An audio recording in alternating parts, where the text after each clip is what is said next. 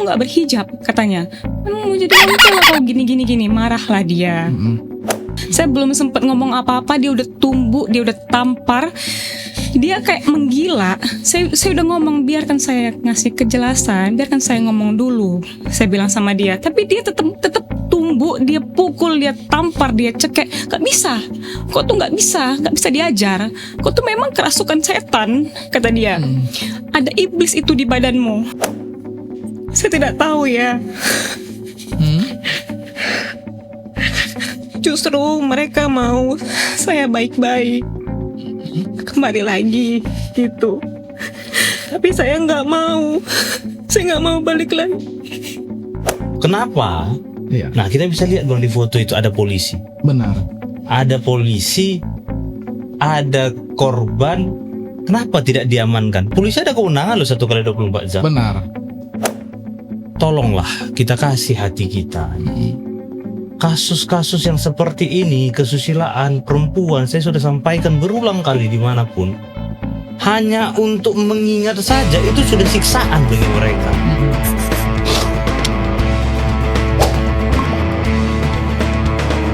Ya, kembali lagi kita di program Cakap-Cakap Hukum.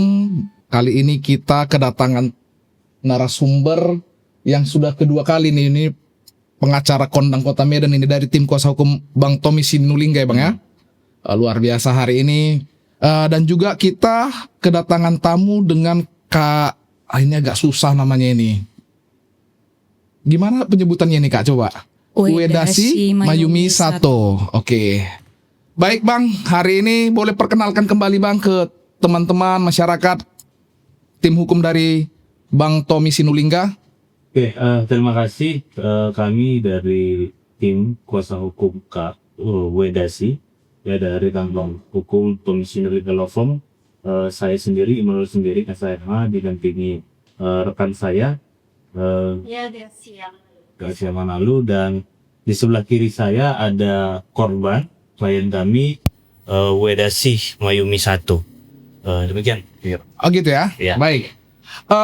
Perlu dipahami Bang, kenapa kita selalu undang narasumber yang seperti ini? Ini buat edukasi juga ke masyarakat dan juga buat pembelajaran. Memang sih banyak yang bilang, kenapa harus dipiralkan, kenapa harus dipodcastkan? Karena kadang polisi-polisi kita ini susah Bang, kalau nggak viral nggak bekerja ya Bang ya.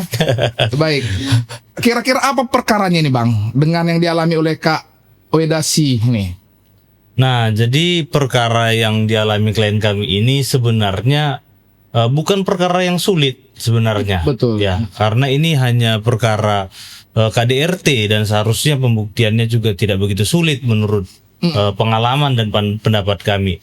Tapi perkara ini sudah dilaporkan sejak tahun 2023. 2023 ya. Nah, pada tahun 2023 itu awalnya itu klien kami ini dia belum menggunakan kuasa hukum. Jadi 2023 membuat laporan secara mandiri sampai di 2026 Januari 2026 ya nanti boleh ditanyakan langsung karena merasa prosesnya tidak berjalan dan cenderung lah bisa kita katakan diduga dibola-bolakan kalau bahasa Medannya gitu, kira-kira kan Bang. Nah, kakak ini kan sedang sakit juga. Nah, jadi dia memutuskan untuk menggunakan kuasa hukum. Nah, jadi dari Januari 2026 sebenarnya kasus ini sudah kami pegang, kami coba untuk lakukan penyelesaian, tapi juga sampai sekarang belum ada perkembangan yang signifikan dan bisa dikatakan stuck lah. Ya, sama. Waktu itu dilaporkan di Polrestabes. Ya, Polrestabes Medan. Oh, Polrestabes Medan. Terus Bang? Nah, jadi di Januari 2026 baru kami tangani. Kita langsung ketika sudah tanda tangan kuasa, kami langsung ke Polrestabes Medan untuk berkoordinasi lah, menunjukkan bahwa kami kuasanya dan kemudian kami perlu update sudah sejauh mana perkembangan ke kasus klien kami ini. Biasalah seperti yang kita lakukan, namanya kita kan penerima kuasa kan gitu kan Pak. Nah, hanya pada saat itu tidak langsung ketemu dengan penyidiknya, kita ketemu dengan teman-teman penyidik yang lain. Nah setelah itu kita koordinasi by telepon dengan penyidiknya itu bang. Begitu ya. Baik, tadi kan mungkin nanti kita bahas masalah penanganan perkara. Iya. Coba kakak ini apa yang kakak alami kronologi, saya bisa cerita singkat. Sebelum kakak cerita, kakak sudah yakin untuk speak up, ngomongkan duduk perkaranya dan buat LP udah pasti yakin kan, udah ada LP-nya. Untuk speak up kakak yakin hari ini? Sudah yakin. Yakin. Coba kakak ceritakan cuma kronologisnya. Jadi pada saat itu tanggal 29 Juli, saya memang lagi di rumah teman saya. Saya keluar memang tanpa izin dari suami saya. Saya bermain ke rumah teman saya ini, teman saya membuka nail art di situ. Nah, saya nggak berhijab, memang keluar. Jadi ketika saya buat nail art ini, saya ngomong ke teman saya takut dia datang karena dia menyadap handphone saya dan juga mobil saya, gitu loh. Saya bilang sama teman saya, tolonglah ada nggak scarf kayak jilbab gitu, pinjemlah kalau ada. Saya bilangkan sama dia. Dia naik ke atas. Jadi posisi studionya ini memang nggak dikunci, terus dia masuk. Siapa dia nih? Dia ini suami saya, dia masuk, dia lihat saya di situ, dia tarik saya, dia tampar saya. Oh berarti ini bukan terjadi di rumah? Bukan terjadi di rumah. Dia tampar saya, dia tarik. Ngapain kamu di sini? Kata dia. Saya bilang, saya buat kuku di sini. Ngapain kamu? Kamu tahu kan di sini ada laki-laki? Kata dia. Ada adiknya teman saya, cuman kan dia di ruangan lain, bukan di ruangan itu gitu loh. Terus kenapa kamu nggak berhijab? Katanya. Mau jadi wanita lah kau gini. Marahlah dia. Terus dia tariklah saya ke mobil. Dia tarik saya ke mobil. Di mobil itu dia udah pegang saya kuat, sampailah kami ke rumah. Rumah kami kan di Tasbih. Tasbih langsung masuk ke kamar, langsung dikuncinya pintu. Saya belum sempat ngomong apa-apa, dia udah tumbuk, dia udah tampar. Dia kayak menggila. Saya udah ngomong, biarkan saya ngasih kejelasan, biarkan saya ngomong dulu. Saya bilang sama dia, tapi dia tetap tumbuk, dia pukul, dia tampar, dia cekek. Gak bisa. Kok tuh gak bisa diajar. Kok tuh memang kerasukan setan, kata dia. Ada iblis itu di badanmu. Dia bilang kayak gitu kan. Terus saya bilang, enggak, tolonglah dengerin saya dulu. Saya bilang, enggak.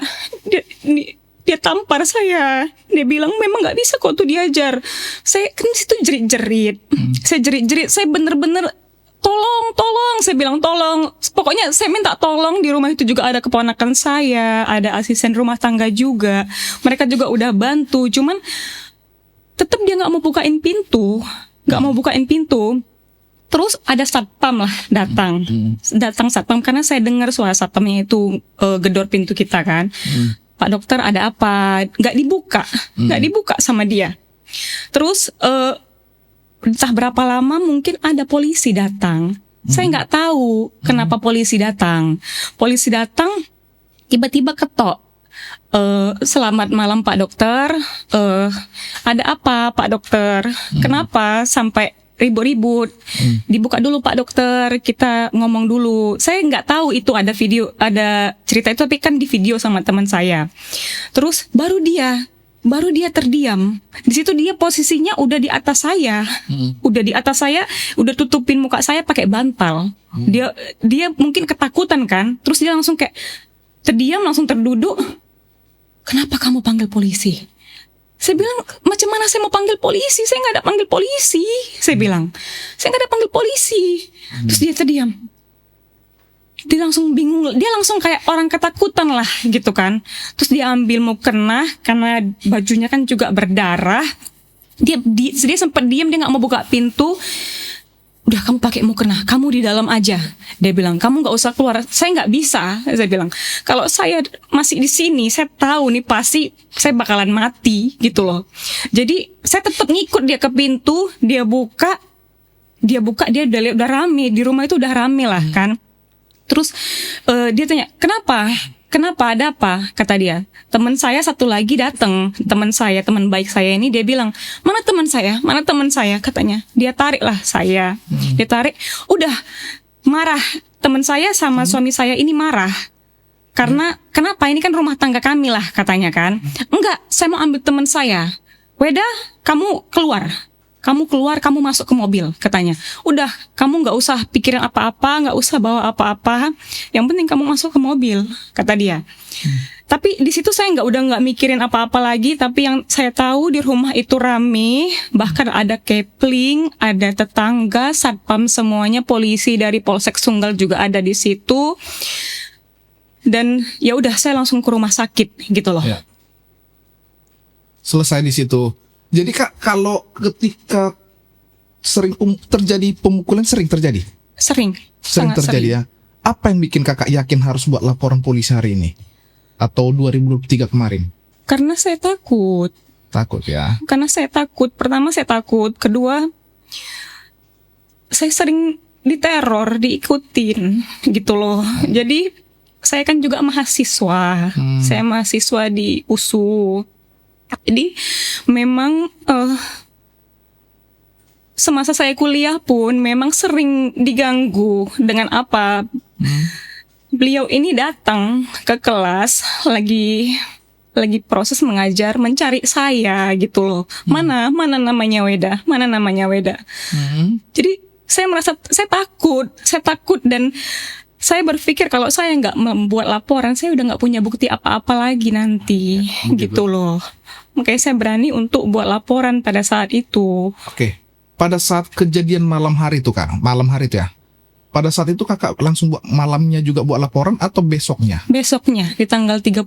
Kenapa besoknya? Karena pertama udah malam, kedua kan saya baru pulang juga dari rumah sakit. Saya masih shock. Masih bingung gitu loh. Di satu sisi saya harus buat laporan atau gimana. Cuman teman saya meyakinkan saya, kamu harus buat laporan. Begitu. Kamu nggak bisa diem aja. Ini nggak boleh berlarut. Apa kamu tunggu mati dulu? Katanya. Gitu. Akhirnya besoknya pagi-pagi saya memang datang ke Polrestabes sendiri. Sendiri. Pada saat itu tidak didampingi. Tidak didampingi. Oke. Pada saat itu Kakak divisum juga. Iya, di visum juga di Rumah Sakit Pringadi. Oke. Bang, ini tadi kan sudah Abang jelaskan, ini boleh siapa saja yang jawab nanti. Tadi kan sudah Abang jelaskan bahwasanya, dan KKN juga sudah dijelaskan, waktu buat laporan dari 2023 itu tanpa kuasa hukum. Benar. Oke, sekarang 2026. 26. Di situ kalian baru diberi kuasa. Iya, 2026. Januari 2026. Januari. Kenapa pada saat itu Januari 2026 Kakak buat menggunakan kuasa hukum? Karena saya udah jenuh. Jenuh ya. Jenuh. Karena tidak ada perkembangan. Karena sama penyidik awalnya hubungannya baik.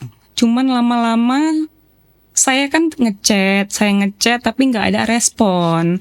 Maksudnya ada respon tapi sangat lambat. Bisa nanti hari Rabu saya chat, hari Jumatnya baru dibalas, atau Senin depannya baru dibalas gitu kan. Karena posisi saya juga lagi sakit. Gitu ya. Iya, makanya saya tanya ke dosen saya juga, saya butuh kuasa hukum. Begitu. Tapi di tengah kondisi saya juga, saya butuh kuasa hukum yang benar-benar bisa bantu saya lah. Gitu. Dikenalkanlah oleh. Ketemulah sama tim kuasa hukum dari Bang Tommy nih ya. Iya, betul. Oke Bang, 2026 Abang Januari. Bagaimana proses Abang melihat perkembangan perkaranya ini? Apakah sudah naik ke sidik atau bagaimana? Karena sepertinya penyidik Polrestabes nih Pak Kelvin, selalu responnya pas yang sependapat kita sama kakaknya bilang. Kadang kita chat hari Rabu, balasnya Jumat. Kadang nggak dibalas. Ini kurasa memang itu SOP Polrestabes ini kayaknya ya. Gimana Bang, kira-kira apa mengalami juga seperti itu? Iya, kita juga sebenarnya mengalami lah hal-hal yang seperti itu ya Bang. Di awal kami komunikasi cukup bagus lah. Karena kami juga baru, tentu kita kan harus gali dulu nih apa yang menjadi kesulitan dari teman-teman penyidik. Nah, setelah kami telusuri, ternyata kami tidak ada melihat hambatan sebenarnya dalam perkara ini. Begitu. Iya, kenapa tidak ada hambatan? Pertama, ketika ketemu dikatakan bahwa rencana akan mau diadakan gelar perkara untuk naik sidik. Oh berarti dari 2003 Tidak sampai ada lidik. sampai sekarang masih lidik. Waduh, luar biasa. Masih sampai di apa nih, Juni ya? Sampai di 20 Mei 2026 ini masih naik masih lidik. Ini belum seolah-olah sidik. perkara tipu gelap ini Bang, yang sumir antara perdana dan pidana ini dibuat mereka. Iya, nah ini agak sulit memang sebenarnya. Nah kami tanya apa yang menjadi kesulitannya. Nah mereka sampaikan ada keterangan yang berbeda Bang. Dari terlapor bilang mereka tidak menikah secara sah. Tolonglah Bang, bisa nggak dihadirkan buktinya? Bukti apa? Bukti buku nikahnya. Nah kami hadirkan, sudah kami serahkan ini fotokopi buku nikahnya nih. Nah, kok bisa didapat Bang? Katanya ini kan pertanyaan yang cukup aneh kami rasakan, kok bisa didapat? Ya harusnya ya sudah terima kasih kan gitu nih kita bisa bangga dia atau iya sudah selesai hambatan ini gitu kan. Nah kemudian setelah udah seperti itu tetap kami tanya ya tentu ya, kita harus sampaikan juga kalau bisa didamaikan kita pasti dukung damaikan. Kemudian coba berdamai ya kita terbuka untuk berdamai, saya sampaikan. Kemudian komunikasi tapi dari terlapor itu setelah bertemu nggak ada lagi titik terang gitu. Nah kami tanya, Kak ini sepertinya sudah tidak ada lagi titik temunya, tolonglah perkaranya ini dijalankan saja sesuai dengan prosedur. Naikkanlah perkaranya, nggak mungkin kita begini terus. Nah kemudian iya oke, katanya kan Pak. Kemudian kami tanya perkembangan, nggak ada juga respon. Nah sampai ada kegiatan kita di Polres pada saat itu kita datangi juga minta SP2HP dan di SP2HP diserahkan juga surat untuk undangan konfrontir. Nah surat itu tanggal 6 dijadwalkan untuk konfrontir. Kita terima tanggal 9. Gitu ya. Iya kan, Terus kita nggak punya ini kantong ajaib Doraemon bisa memutar mesin waktunya kan. Nah jadi kami tanyakan, lo ini gimana?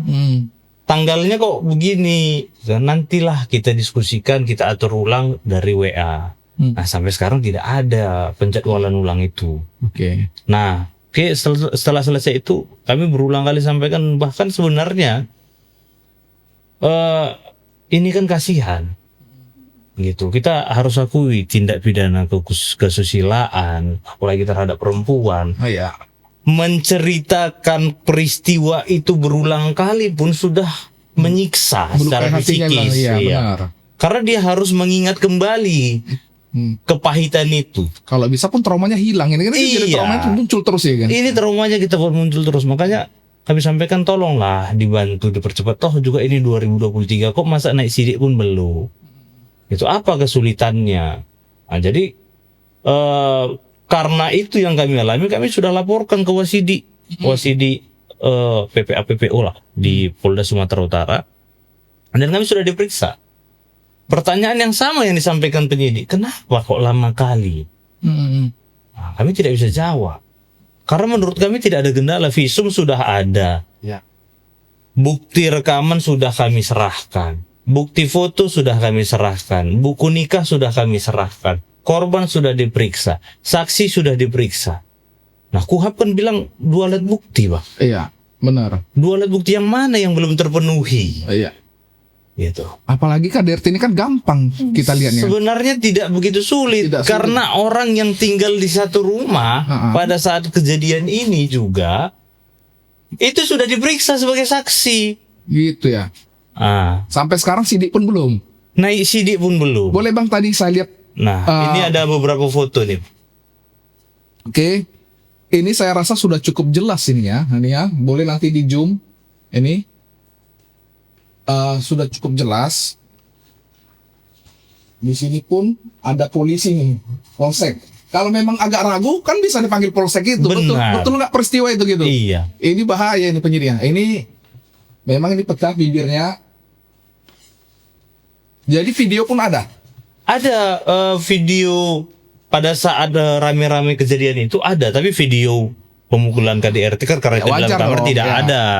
Rekaman suara dari jeritan yang berisi jeritan daripada klien kami pun ada dan sudah kami masukkan ke dalam flash disk.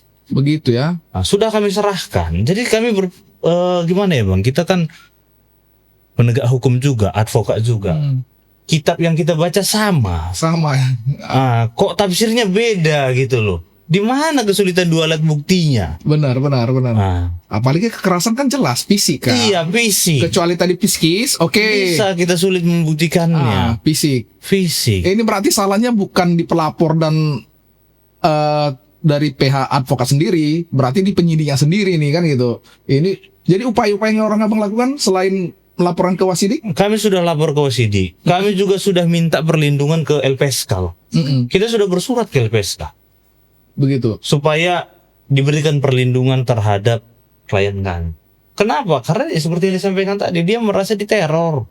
Gitu ya. Kenapa ini 2023 terus sekarang diributkan lagi? Ya karena dia merasa diteror selama ini, didatangi ke kampus, ditanyai dan segala macam, dia nggak merasa bebas. Begitu ya. Nah jadi sampailah dia berpikir ini harus kuselesaikan, biar aku terbebas. Baik. Nah, itu sebenarnya faktanya. Kalau melihat kondisi dengan yang sudah abang jelaskan tadi, visum sudah jelas, baik itu juga video, foto, kan sudah ada baru saksi-saksi. Saya rasa tidak ada dasar penyidik lagi untuk tidak menaikkan sidik loh. Saya juga berpendapat yang sama, Bang. Tersangka sidik gini. Sidik loh, tersangka gimana lagi kan gitu kan. Jadi kan itu sangat susah kita menganalisisnya lagi. Tapi kan Bang gini nih, ada kuhap baru nih. Kuhap baru kalau bisa mungkin ini kajian, bahwasanya ketika penyidik itu tidak melaksanakan, kita bisa laporkan nih kan gitu. Iya, bisa kita laporkan. Sudah ada rencana menempuh ke sana? Iya, kami tentu pasti ke sana arahnya loh. Karena setelah dari Wasidik sampaikan ke kami, pada saat kami diperiksa, kami akan panggil penyidiknya, kami akan kasih petunjuk untuk penyelesaiannya. Jadi kenapa kami belum laporkan? Tunggu nih, petunjuk ini udah ada atau belum? Nah memang setelah kami laporkan ke Wasidik kemarin, 2 hari yang lalu kami ada terima surat undangan klarifikasi dari Polrestabes Medan yang ditujukan kepada klien kami dan juga terlapor. Nah hanya informasinya pihak dari terlapor tidak bisa hadir kemarin. Jadwalnya kemarin ini, Bang. Pertanyaannya klarifikasi ini apakah dibutuhkan? Kan kalau klarifikasi ini saya rasa bukan suatu yang keharusan ketika suatu timah. Itu jangan jadi senjata penyidik juga kan? Benar. Gimana pandangan abang kira-kira? Ya, jadi kalau ditanya apakah menjadi keharusan? Ya tidak, Bang. Tidak kan? Terpenuhi 2 alat bukti, naikkan sidik. Kalau memang mereka yakin dinaikkan naikkan sidik. Klarifikasinya hanya ketika ada perbedaan pendapat atau pandangan, dan itu pun tidak keharusan. Tidak keharusan. Oke, berarti itu menjadi senjata penyidik klarifikasi terus. Iya, artinya menurut kami yang selama ini stuck, biar nampak ada progres, dibuat undangan klarifikasi. Nah setelah itu dia sampaikan bahwa kami terlapor tidak bisa hadir. Jadi karena terlapor tidak bisa hadir, jadi Bang kita lanjut ya Bang, rencana tindak lanjutnya RTL-nya gelar naik CD. Gitu. Itu setelah laporan ke Wasidik. Begitu ya. Nah, apa hasilnya? Apakah sudah gelar perkara naik CD? Apakah sudah naik CD atau belum? Ya kita belum dapat hasilnya. Oke, dari Kak Grace Manalu ini selaku perempuan nih. Penyidiknya apa perempuan nih? Perempuan, Bang. Gimana kakak, ada nggak komunikasi dengan penyidiknya? Contoh di luar hukum nih, atau nanti sudut pandang kakak secara hukumnya. Pernah nggak komunikasi, kakak ini perempuan loh gitu? Atau bagaimana perasaan kakak selaku kuasa hukum, selaku perempuan juga melihat perkara ini? Kalau secara langsung saya belum pernah sebenarnya jumpa dengan penyidiknya karena Bang Noel. Tapi mendengar cerita dari Kak Weda sendiri dari tahun 2023 kemarin Bang, memang Kak penyidiknya ini sangat berpihak kepada Kak Weda, ibaratnya woman support woman gitu kan Bang. Iya. Tapi nggak tahu kenapa mungkin seiring berjalannya waktu agak berubah, makin lama-lama makin hilang seperti yang diceritakan Kak Weda tadi. Nah, kalau secara hukum, menurut saya untuk perempuan-perempuan di luar sana, mulailah untuk berbicara, mulailah untuk speak up. Mungkin ada ketakutan dari dalam diri sendiri, seperti Kak Weda sendiri, dia sudah lama memendam ini Bang. Dia merasa sangat ketakutan, tapi mau sampai kapan kita mau bertahan di situ, kita harus keluar untuk berani speak up seperti Kak Weda ini. Karena kita perempuan di luar sana harus tahu juga di Indonesia ini ada undang-undang dan ada batasannya. Oh, ketika aku terkena tindakan ini, aku harus melapor gitu sih Bang. Kalau ada ya. Baik. Buat Kak Weda ya. Iya. Weda. Weda. Kak Weda. Tadi kan ada bahasa bahwasanya ada upaya klarifikasi, ada upaya mediasi. Ini mediasi ini keluar dari permohonan kakak atau terlapor? Dari terlapor. Dari terlapor, oke. Baik, ini di luar perkara ya kak ya. Iya. Ini kita tadi mungkin dari Bang Immanuel udah jelaskan tadi upaya-upaya hukumnya. Kalau saya mau bertanya nih, seandainya nih terlapor mengatakan damailah, ini kan masih suami istri nih. Ini saya bertanya nih, boleh dijawab, boleh tidak. Kita damailah, gimana menurut kakak? Kalau untuk saat ini, saya rasa udah nggak bisa lagi Pak. Udah yakin dengan kuat hati ya? Karena sebelum ini naik pun, saya dan tim kuasa hukum juga udah mencoba membuka ruang. Iya. Saya juga sudah mencoba untuk berdamai lah gitu. Tapi tidak ada niat baik dan justru malah tekanan. Gitu. Jadi saya rasa udahlah, lebih baik lanjut aja gitu. Gitu ya.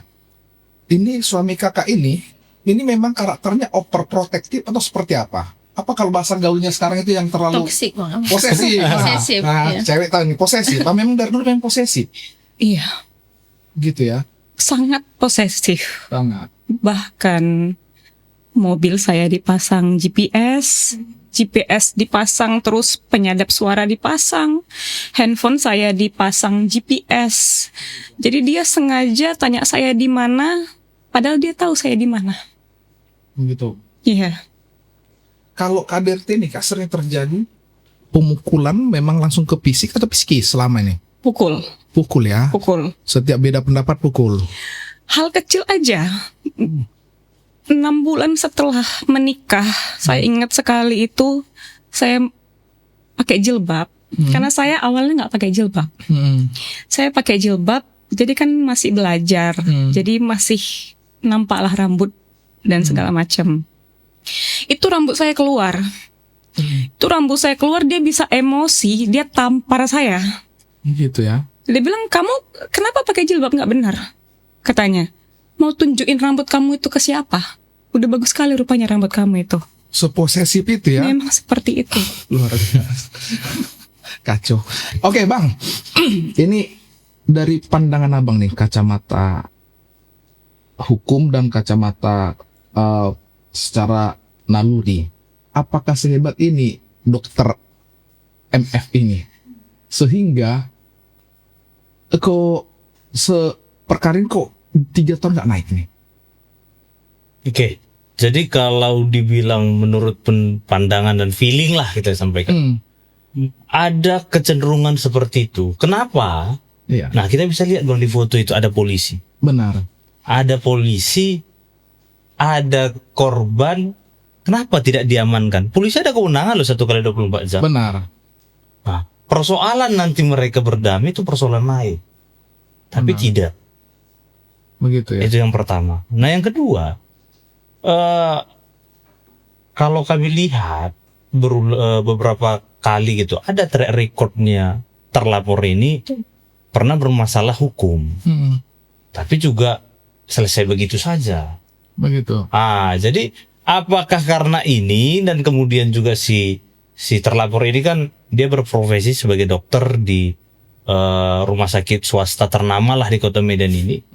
Apakah karena kasta sosialnya, jadi seperti ini ya kita nggak bisa buktikan, tapi dugaan ada karena Tapi kan tidak ada yang kebal hukum bang nih, kan? Iya, kita tidak ada kebal hukum bang. Iya kan, gitu Nah, kan? seharusnya seperti itu dan seharusnya equality before the law. Semua harus diperlakukan sama. Sama di mata hukum kan? Nah, itu seharusnya bang.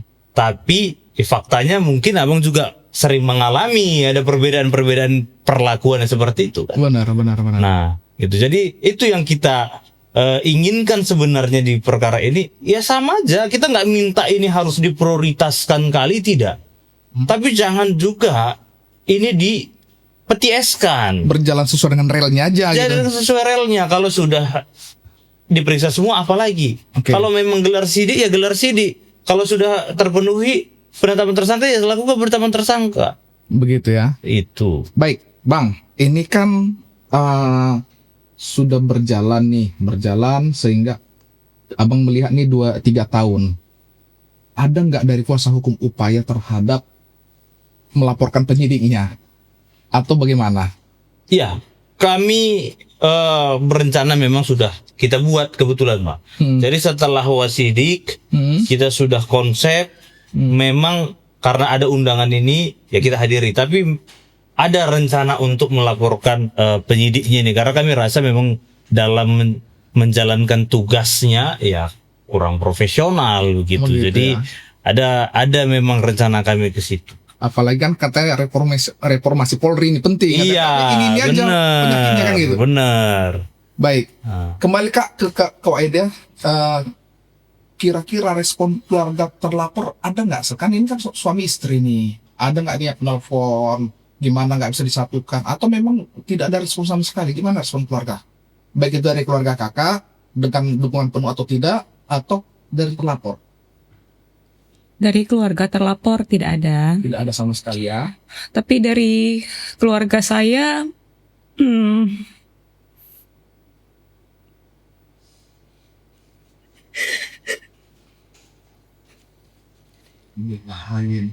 Ini yang abang bilang kita mengingat lagi traumanya. Iya, tadi, kan? bener. Itu pembelajaran juga nih ya. Iya.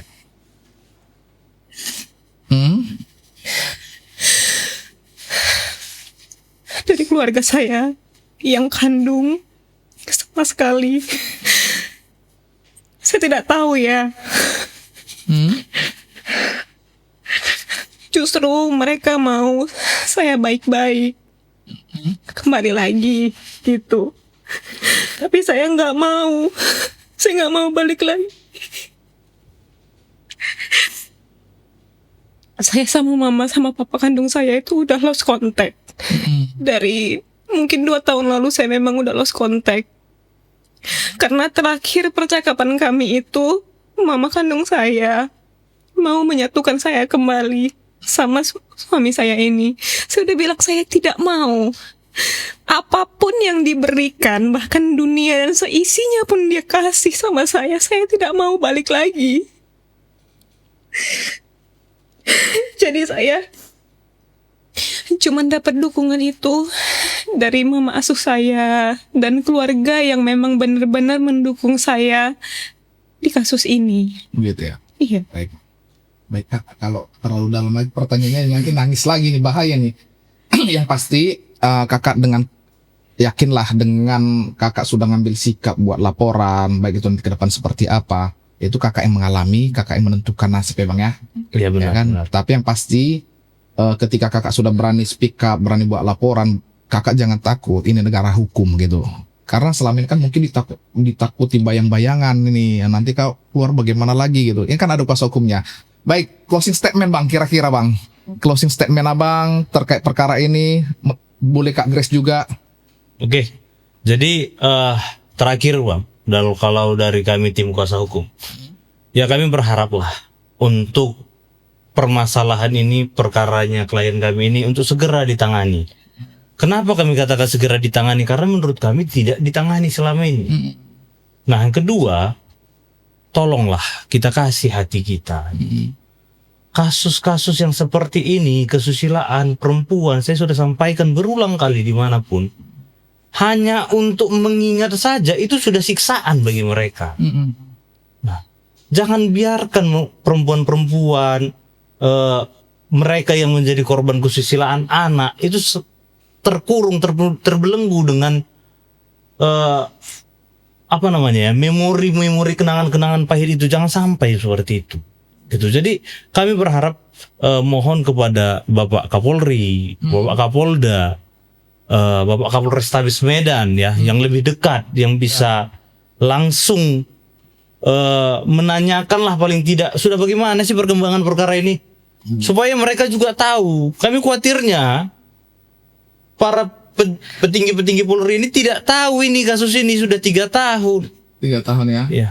Masa iya kita harus kasihkan kue ulang tahun ke sana untuk mengingatkan kembali bahwa perkara ini masih ada? Begitu ya. Bisa jadi bang, saya pernah melakukan itu bang. Iya, atau bahkan kita mengingatkan, nih korban masih sudah dihukum loh, korban yang sudah dihukum selama 3 tahun, tidak dengan kurungan penjara, tapi dengan psikis siksaannya.